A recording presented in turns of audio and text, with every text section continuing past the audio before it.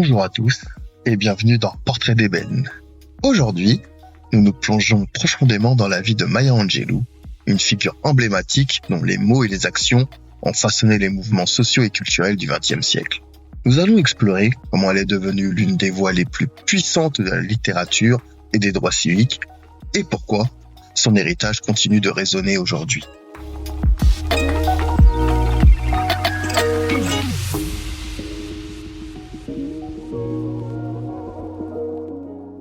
Née sous le nom de Marguerite Johnson en 1928 à Saint-Louis, dans le Missouri, Maya Angelou a grandi dans l'ombre oppressante de la ségrégation raciale.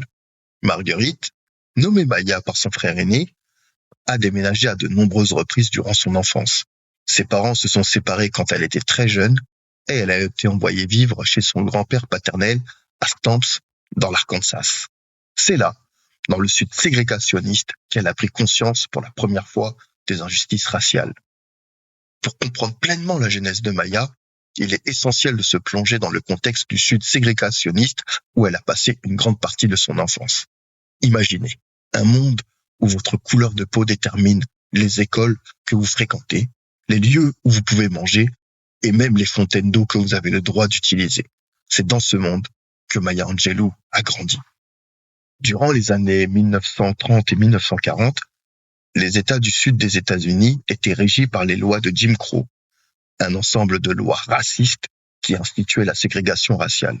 Ces lois imposaient une séparation stricte entre les Blancs et les Noirs dans presque tous les aspects de la vie publique et privée. Les Noirs ne pouvaient pas fréquenter les mêmes écoles que les Blancs. Ils devaient utiliser des entrées et des installations séparées et ils étaient souvent exclus des emplois bien rémunérés et des opportunités économiques.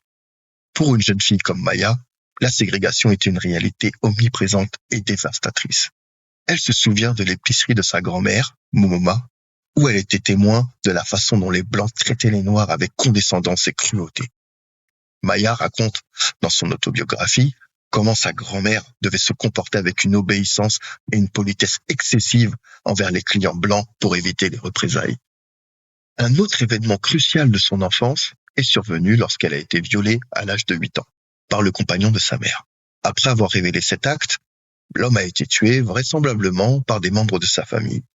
Maya, croyant que sa confession avait causé la mort de cet homme, a choisi de se taire pendant près de 5 ans.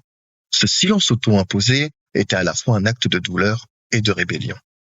Parfois, dans les moments les plus sombres, une rencontre peut changer le cours de toute une vie.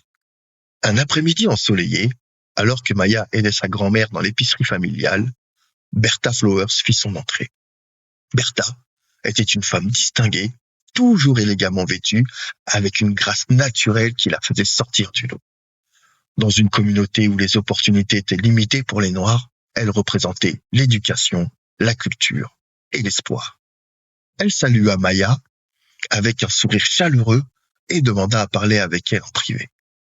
Bertha avait remarqué la jeune fille timide et semblait comprendre d'une manière presque intuitive le combat intérieur qu'elle menait. Elles se promenèrent jusqu'à la maison de Madame Flowers. Une maison simple, mais remplie de livres, de lumière et d'une aura de sérénité. Maya, qui adorait les livres, était immédiatement fascinée. Bertha ne se contentait pas de faire lire Maya. Elle l'introduisit également aux œuvres de Charles Dickens, William Shakespeare et Edgar Allan Poe. Chaque semaine, elle invitait Maya chez elle pour discuter de littérature, de poésie et de la vie. Madame Flowers était bien plus qu'une simple mentor. Elle était un modèle de ce que pouvait être une femme noire cultivée et confiante dans un monde qui tentait de les réduire au silence. Maya apprit de Bertha que les mots avaient le pouvoir de guérir, de libérer et de transformer. Elle découvrit que sa voix pouvait exprimer ses pensées et ses sentiments les plus profonds, et que cette voix avait une valeur inestimable. L'influence de Bertha Flowers sur Maya fut immense, l'aidant à retrouver la parole et à réaliser l'importance de l'expression personnelle.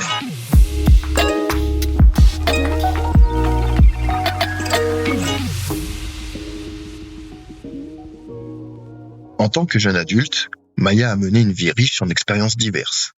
Elle a été conductrice de tramway à San Francisco, d'ailleurs, la première femme noire à occuper ce poste. Elle a également travaillé comme cuisinière, danseuse et chanteuse de calypso. Le calypso est un genre musical afro-caribéen originaire de Trinidad et Tobago. En 1957, elle a enregistré son premier album, Miss Calypso, qui a connu un certain succès. Après avoir surmonté de nombreuses épreuves et s'être établie en tant qu'artiste et écrivaine, Maya Angelou sentit l'appel de l'Afrique. Les années 1960 étaient une période de bouleversement et de changement à l'échelle mondiale. Et Maya se retrouvait en plein cœur de cette effervescence. Elle quitta les États-Unis pour vivre une aventure qui allait enrichir sa perspective sur le monde et renforcer son engagement envers les droits civiques. C'est ainsi qu'en 1961, Maya et son fils Guy s'installèrent au Caire, en Égypte. Là-bas, elle travailla comme rédactrice en chef du journal anglophone The Arab Observer. Le Caire était alors un centre intellectuel bouillonnant, un lieu de rencontre pour les penseurs, les écrivains et les militants de la décolonisation. Pour Maya, cette période fut une source d'inspiration et de croissance. Elle découvrit la richesse des cultures africaines et se sentit profondément connectée à ses racines. L'année suivante, Maya déménagea à Accra, au Ghana, où elle travailla à l'université de Ghana et devient rédactrice pour The African Review. Le Ghana, alors tout juste indépendant sous la direction de Kwame Nkrumah, était un foyer d'activisme panafricain. Maya se retrouva au centre de ce mouvement vibrant, entouré de leaders et de penseurs déterminés à façonner un avenir meilleur pour le continent africain. À Accra, Maya côtoya des personnalités influentes telles que William Edward Burgard Dubois, qui avait également fait du Ghana son foyer. Et elle tissa des liens profonds avec la communauté africaine et la diaspora noire. Elle s'impliqua dans la vie sociale et culturelle, participant à des projets de développement et soutenant les mouvements de libération à travers l'Afrique. En 1964, Maya reçut une visite qui allait changer le cours de sa vie. Malcolm X, le charismatique leader des droits civiques, était en tournée en Afrique et fit escale à Accra. Leur rencontre fut intense et décisive. Malcolm X, impressionné par la force et l'intelligence de Maya, l'invita à retourner aux États-Unis pour l'aider à construire son organisation de l'unité afro-américaine. Maya, émue par la vision de Malcolm et son engagement envers la cause noire, accepta l'invitation. Elle retourna aux États-Unis, prête à contribuer à la lutte pour les droits civiques aux côtés de l'un des leaders les plus influents de l'époque. Cependant, le destin en décida autrement. Quelques mois après son retour, Malcolm X fut assassiné, laissant Maya et des milliers d'autres dans un profond désarroi. Malgré cette tragédie, Maya ne perdit pas sa détermination. Elle continua de s'engager dans le mouvement des droits civiques et forgea une relation étroite avec un autre grand leader, Martin Luther King. En 1968, il lui demanda de coordonner la marche des pauvres. Maya accepta avec honneur, voyant en cette tâche une occasion de poursuivre la lutte pour l'égalité et la justice. Mais le 4 avril 1968, jour de son 40e anniversaire, Martin Luther King fut assassiné. Cet événement tragique la plongea dans une profonde tristesse. Perdre 2 mentors et amis en l'espace de quelques années fut dévastateur. Cependant, les pertes renforcèrent sa détermination à continuer la lutte. Elle transforma sa douleur en une force créatrice, utilisant sa plume pour inspirer et mobiliser. C'est durant cette période difficile, encouragée par l'écrivain James Baldwin et d'autres amis proches, qu'elle décide de mettre par écrit les souvenirs de son enfance et de son adolescence. Ce projet allait donner naissance à une œuvre littéraire qui changerait sa vie et toucherait des millions de lecteurs à travers le monde. Imaginez Maya, assise à son bureau, chaque mot qu'elle écrit la ramenant à Stamps, en Arkansas. Elle replonge dans ses souvenirs, des plus doux aux plus douloureux. Elle écrit avec une honnêteté brute, décrivant sa jeunesse marquée par la ségrégation, le viol et le silence auto-imposé. Pourtant, elle ne se contente pas de raconter ses traumatismes.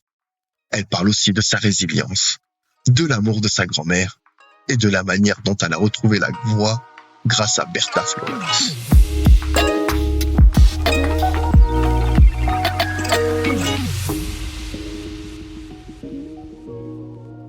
L'écriture de Je sais pourquoi chante l'oiseau en cage est un processus cathartique pour Maya. Chaque phrase est une libération, chaque chapitre une affirmation de sa survie et de sa force. Le titre même du livre, inspiré d'un poème de Paul Laurence Dunbar, évoque l'idée de retrouver la liberté malgré les chaînes qui nous entravent. Le livre est d'ailleurs acclamé par la critique, Les lecteurs sont captivés par la prose poétique de Maya et la puissance émotionnelle de son récit. Le livre devient rapidement un best-seller et est nominé pour le National Book Award. Le succès de Je sais pourquoi chante l'oiseau en cage propulse Maya sous les projecteurs. Elle devient une figure littéraire majeure, une voix incontournable dans la littérature américaine, mais plus encore. Elle devient une source d'inspiration pour des millions de personnes, en particulier pour les femmes et les Afro-Américains.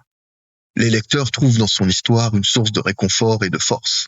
Maya a transformé ses souffrances personnelles en une œuvre d'art universelle capable de toucher le cœur de quiconque a connu la douleur, l'injustice ou la quête de liberté. Elle a prouvé que même les voix les plus longtemps réduites au silence peuvent résonner puissamment dans le monde. Après le succès de son premier livre, Maya continue d'écrire avec une énergie renouvelée. Elle publie plusieurs volumes de mémoires, dont Rassemblez-vous en mon nom, Chant d'un oiseau libre et Fête à l'eau. Chacun de ces livres explore différents aspects de sa vie, de ses expériences en tant que jeune mère célibataire, à ses voyages à travers le monde et son engagement pour les droits civiques. Mais Maya ne se limite pas aux mémoires. Elle écrit également des recueils de poésie, des essais, des scénarios et même des pièces de théâtre. Son style unique, mélangeant une prose lyrique à une profondeur émotionnelle, devient sa signature. Elle est souvent invitée à donner des conférences et des lectures, captivant des audiences avec son charisme et sa sagesse. Pour ses contributions à la littérature et à la société, Maya a reçu de nombreuses récompenses prestigieuses. En 1993, elle fut invitée à réciter un poème lors de l'inauguration du président Bill Clinton. Ce moment historique fut un point culminant de sa carrière publique. Son poème, On the Pulse of the Morning, résonna à travers le pays et le monde, appelant à une nouvelle ère de paix et de solidarité. En 2010, elle fut honorée de la médaille présidentielle de la liberté, la plus haute distinction civile des États-Unis, par le président Barack Obama. Ce moment fut particulièrement émouvant, non seulement pour Maya, mais aussi pour des millions de personnes qu'elle avait inspirées au fil des années. Elle a aussi été récompensée par plus de 50 doctorats honorifiques de diverses universités à travers le monde. Ces distinctions reconnaissent non seulement son génie littéraire, mais aussi son engagement indéfectible pour l'éducation, la justice sociale et l'égalité. L'héritage de Maya ne se limite pas à ses prix et à ses récompenses. Il se trouve dans les cœurs et dans les esprits des millions de personnes qu'elle a touchées. Ses livres sont lus dans les écoles, les universités, ses poèmes sont cités lors de manifestations et de cérémonies, et ses discours continuent d'inspirer les générations futures. Maya croyait profondément en l'éducation et en la capacité des mots à changer le monde. Elle a enseigné à l'université Wake Forest pendant de nombreuses années, touchant la vie de nombreux étudiants qui ont eu le privilège d'apprendre de ses expériences et de sa sagesse. Voici une citation de Maya qui capture l'essence de son héritage. Les gens oublieront ce que vous avez dit, les gens oublieront ce que vous avez fait, mais les gens n'oublieront jamais ce que vous leur avez fait ressentir. Pour conclure cet épisode, réfléchissons à l'héritage que Maya nous a laissé. Elle a enseigné que la véritable force réside dans notre capacité à nous relever, à parler avec vérité et à aimer sans réserve. Elle a incarné la beauté de l'esprit humain et a inspiré d'innombrables personnes à travers le monde. En mémoire de Maya, terminons avec un extrait de son poème Still I Rise, un hymne à la résilience et à la dignité humaine. Vous pouvez me rabaisser pour l'histoire, avec vos mensonges amers et tordus. Vous pouvez me traîner dans la boue, mais comme la poussière, je m'élève pourtant. Et j'espère que cet épisode vous a permis de découvrir ou redécouvrir la vie extraordinaire de Maya Angelou. Merci vraiment de nous avoir écoutés. Et si vous avez aimé cet épisode, n'hésitez pas à vous abonner, à laisser un commentaire et à partager avec vos amis. Ensemble, célébrons les étoiles noires qui illuminent notre histoire. À bientôt sur Portrait d'Ébène.